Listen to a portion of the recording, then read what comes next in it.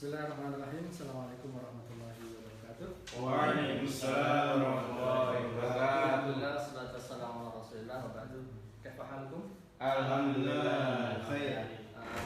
Kita bertemu kembali dalam materi yang sama, metodologi pembelajaran bahasa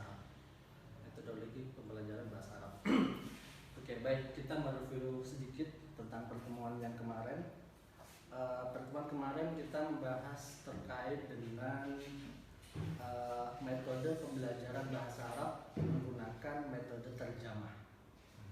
Jadi atau bisa disebut sebagai metode klasik ya.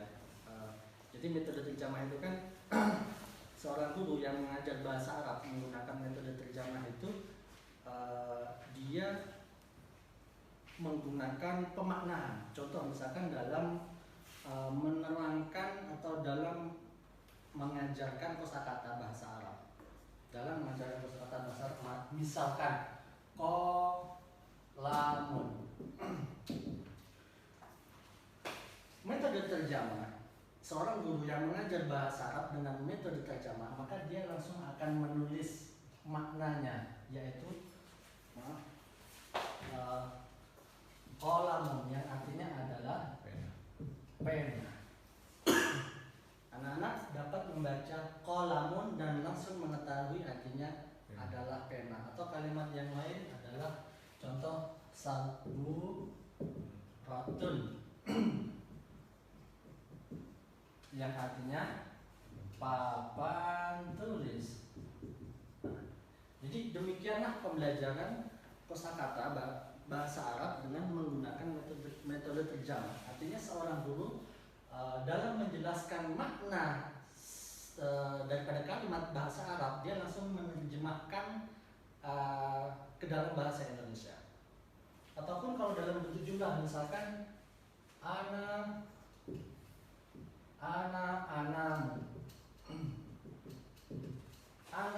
yang artinya adalah saya tidur. Nah, memang kelebihan daripada metode terjemah ini adalah kemudahan atau seorang siswa langsung dapat mengetahui ya maksud daripada kalimat bahasa Arab tersebut. Nah, pada pertemuan kali ini saya akan menyampaikan metode lain dalam pembelajaran bahasa Arab. Jika metode terjemah itu ada yang menyebut itu sebagai metode klasik, ya, maka ada metode yang sekarang lagi banyak digunakan, ya, karena sesuai dengan kebutuhan, sesuai dengan keinginan zaman. Itu yang disebut dengan at-thariqah al-mubashirah. At-thariqah al-mubashirah atau kita sebut direct method. Nah, bagaimana pengajaran bahasa Arab dengan menggunakan direct method atau at-thariqah al-mubashirah ini?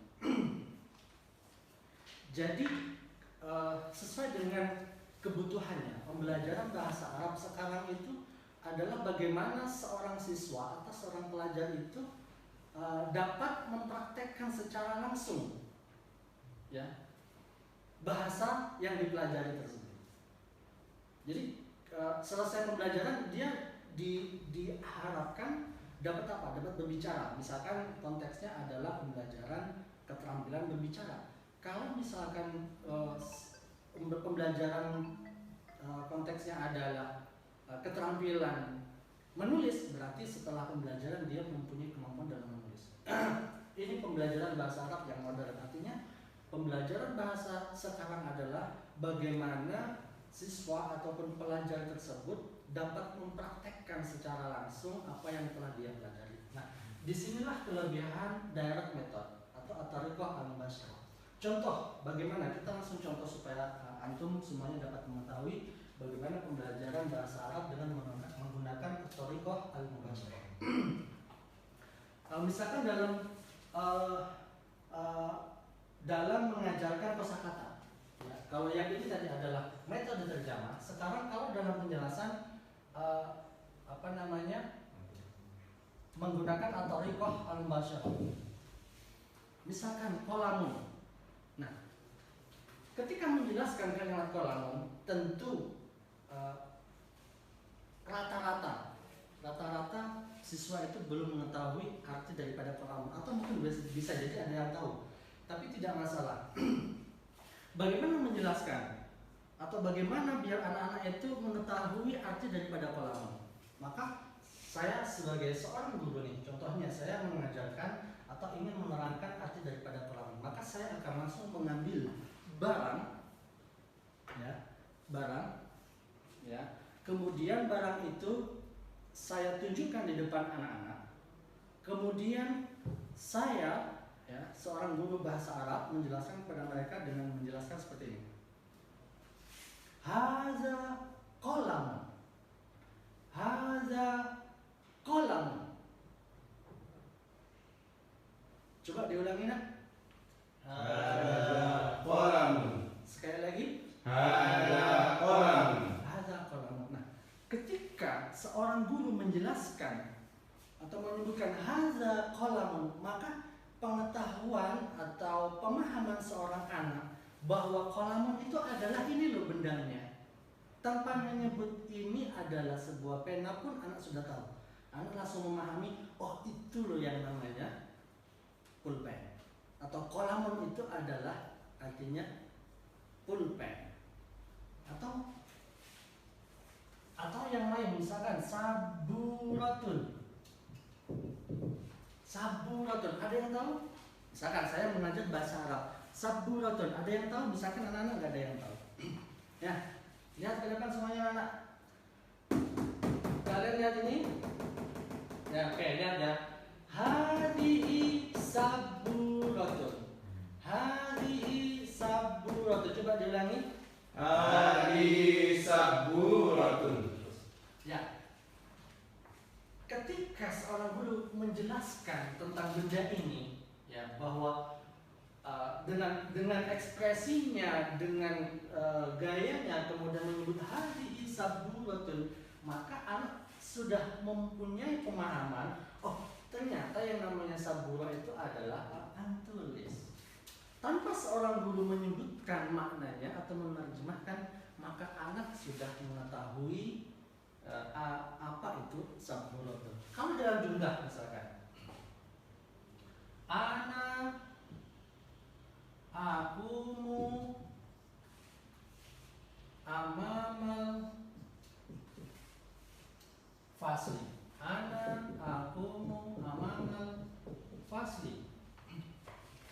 Mungkin anak-anak mungkin dia sudah tahu.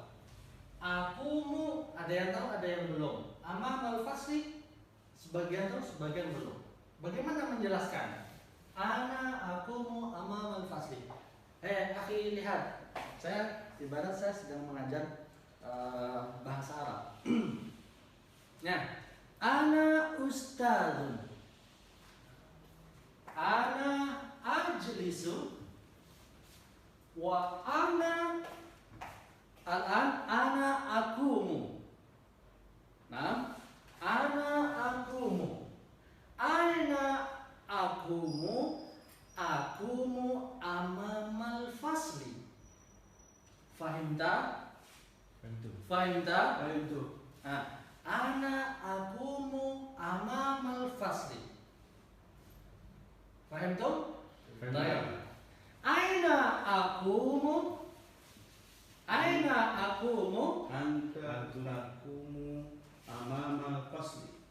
Anta takumu amamal fasli. Jayid. Anta takumu amamal fasli. Nah, begitulah pembelajaran dengan menggunakan metode dialog. Apa manfaatnya atau kelebihannya? Kelebihan metode ini bahwa seorang siswa atau seorang anak dapat langsung mempraktekkan. Karena bahasa itu pada hakikatnya adalah bagaimana dia mengucapkan, bagaimana dia bisa berkomunikasi dengan bahasa tersebut. Ini saja mungkin dalam pertemuan yang sangat singkat ini, mudah-mudahan bermanfaat. Jadi kesimpulannya bahwa kalaulah metode terjemah itu lebih mudah mungkin dalam penyampaiannya, tetapi sebenarnya anak belum tentu bisa langsung mempraktekkan itu. Tapi kalau metode direct method, bahwa kelebihannya anak itu mestinya dan seyogyanya sudah bisa langsung mempraktekkan apa yang dia pelajari. Ada pertanyaan? Oke, mungkin kita lanjutkan pada kesempatan yang lain. Terima kasih dan mohon dibaca kembali bukunya dan sama tugas-tugas yang lalu yang belum dikerjakan. Aku lupa lihada. Assalamualaikum warahmatullahi wabarakatuh. Waalaikumsalam warahmatullahi wabarakatuh.